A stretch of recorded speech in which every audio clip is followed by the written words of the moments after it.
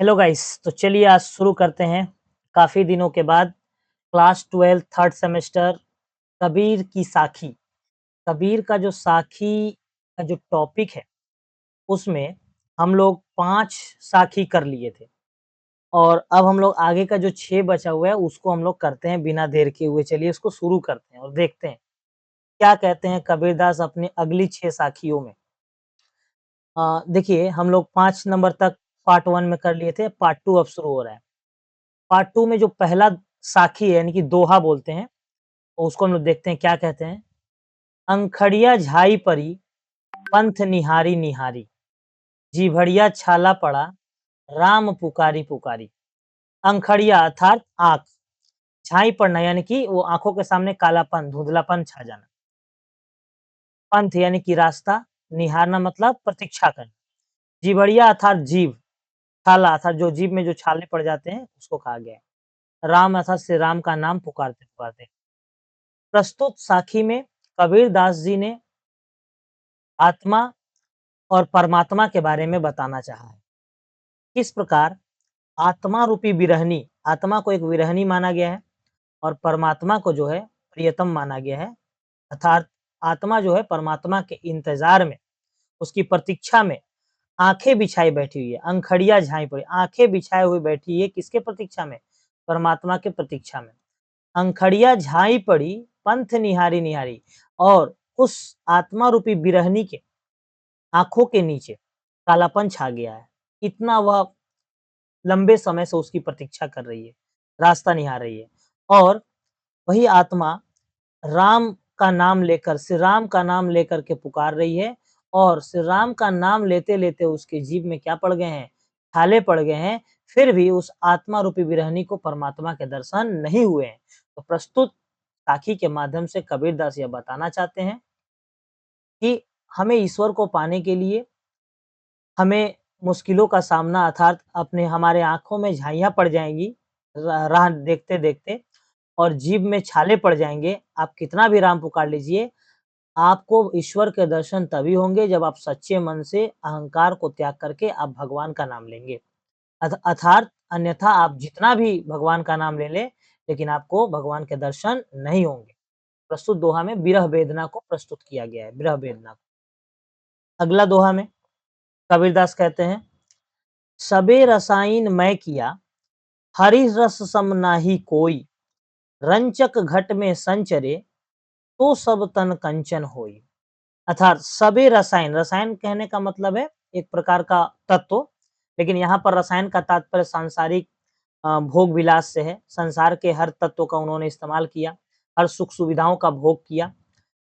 हरि रस कहते हैं कबीरदास कि सबे रसायन मैं किया, रसायन अर्थात इस संसार के सुख सुविधाओं का भोग किया। कबीरदास ने इस संसार के हर तरह के सुख सुविधाओं का भोग किया है, उसका उपयोग किया है, लेकिन हरि रस सम नाहि कोई।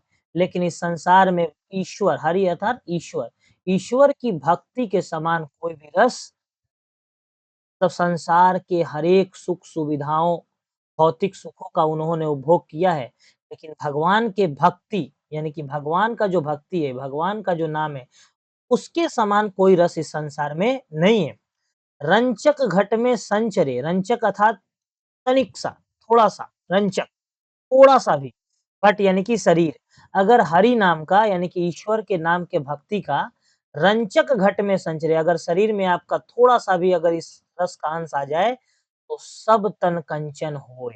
अर्थात आपका जो शरीर है, कंचन हो जाएगा। कंचन अर्थात सोने का, सोने का कहने का मतलब आपके अंदर से ईर्ष्या, अहंकार, घमंड ये सभी दूर हो जाएँगे, क्योंकि जहाँ पर भगवान का वास हो जाता है उसके वहाँ पर इन लोगों के लिए कोई जगह नहीं होता है।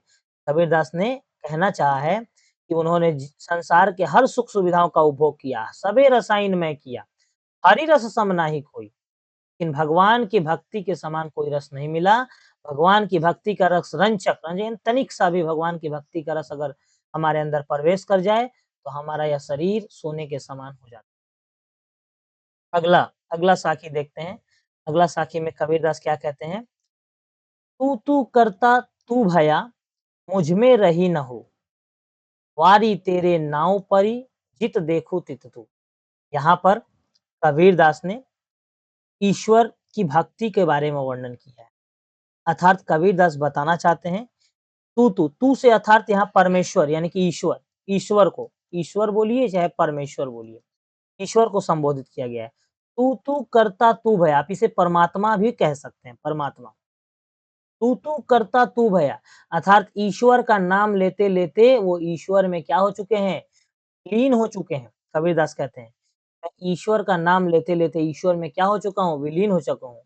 मुझ में रही न हूँ और मुझ में क्या नहीं रही? हूँ अर्थात अहंकार, अहंकार। जिस जिस शरीर में भगवान का वास हो जाएगा, फिर वहाँ अहंकार के लिए कोई जगह नहीं होती है। तो वही कबीरदास कहना चाहते हैं, तू करता तू भया, अर्थात भगवान का नाम लेते-लेते, ईश्वर का नाम लेते-लेते, मैं ईश्वर में क्या हो चुका हूँ? विलीन हो चुका हूँ। मुझ में रही न हूँ और अब मुझ में किसी भी तरह का अहंकार, छल, द्वेष, पाखंड ये सब नहीं रह गया है।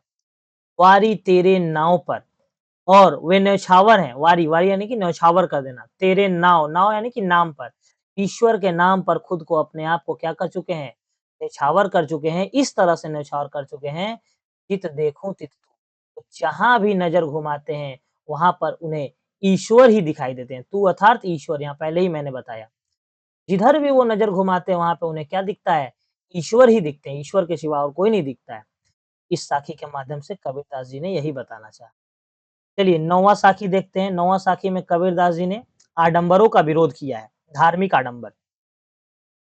मन मथुरा, दिल द्वारिका, काया काशी जानी, 10वां द्वारा देहुरा, तामे ज्योति पछाणी।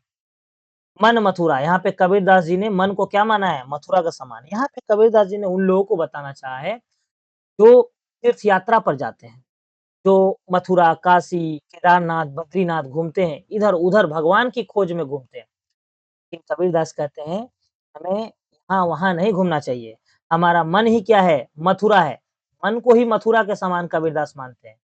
दिल द्वारिका है। दिल क्या है? द्वारिका है।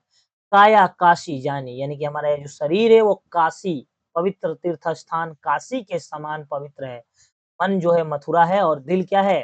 द्वारिका है। यह तीनों एग्ज़ाम में पूछा जाएगा कि मन किसके समान कबीरदास माना? मथुरा, दिल द्वारिका और काया काशी जानी, 10वां द्वारा देहुरा, यानी कि जो लोग मथुरा में जाके ईश्वर को खोजते हैं, द्वारिका में जाके भगवान खोजते हैं, काशी में जाके भोलेनाथ को खोजते हैं।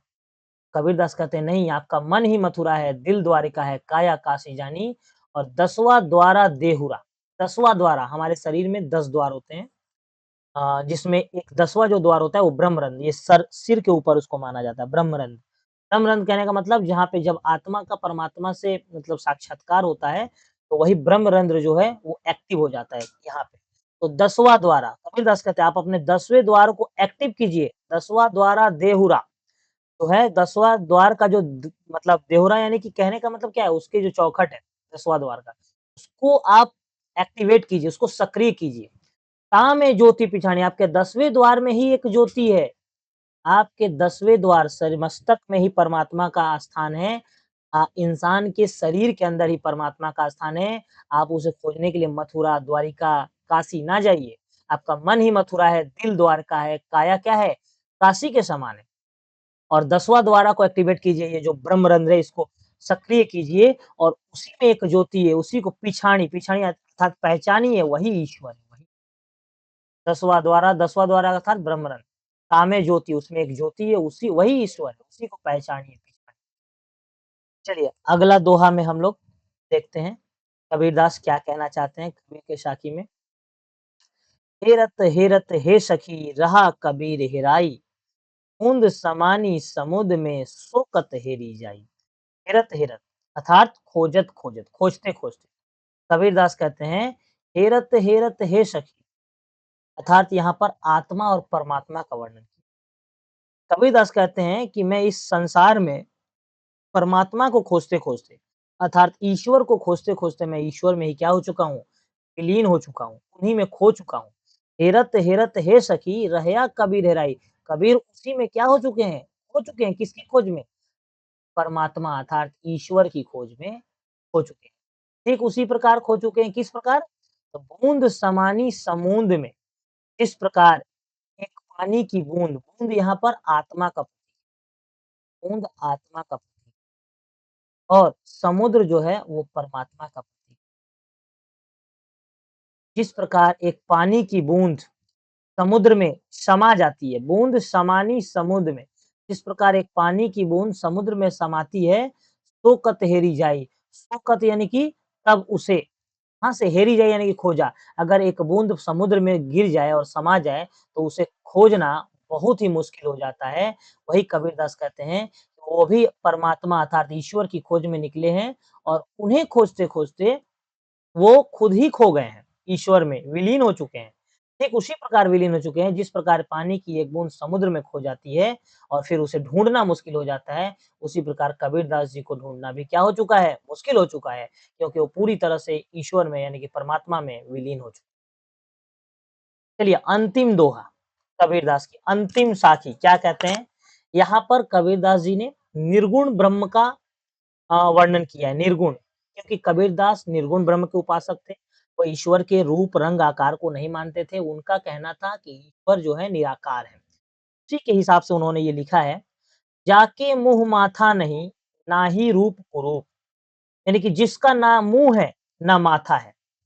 जाके मुँह माथा निर्गुण का मतलब ही होता है वो भगवान के रंग, रूप, आकार को नहीं मानता है। वो कोई ऐसी शक्ति को मानता है, उसे ही भगवान कहता है जिसका कोई रंग, रूप, आकार नहीं है।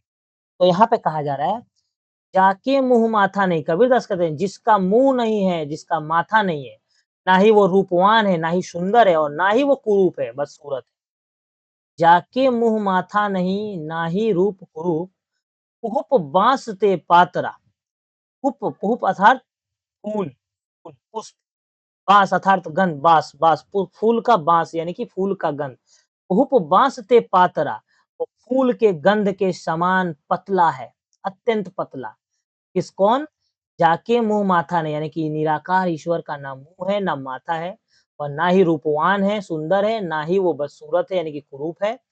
वह जो है हुप बाँसते पातरा जिस तरह से फूल का सुगंध अत्यंत पतला होता है, जिसे हम फूल के सुगंध को देख नहीं पाते हैं। फूल के सुगंध को आप देख पाएँगे? कभी नहीं, लेकिन उसे महसूस कर पाएँगे, उसे महसूस आप कर पाएँगे। इसी तरह से कबीरदास कहते हैं, आप उस निराकार ईश्वर को भी आप महसूस कर पाएँगे केवल, देख नहीं पाएँगे क्योंकि उपवास ते पातरा जिस तरह से एक फूल का गंध इतना पतला होता है, ऐसा तत् अनु तत् अर्थात ईश्वर यानी कि परमेश्वर। ऐसा, ऐसा वो ईश्वर अनूप अर्थात अनोखा है, अनोखा ईश्वर। उस अनोखे ईश्वर को आप केवल महसूस कर सकते हैं क्योंकि ना ही उसका मुँह है, ना ही कोई माथा है और ना ही वो रूपवान है, ना ही वो क्या है इस प्रकार यह कबीरदास का पार्ट 2 में हम लोगों ने साखी खत्म किया। अगले वीडियो में देखेंगे हम लोग इसका लेकर के आएँगे कबीर के पद।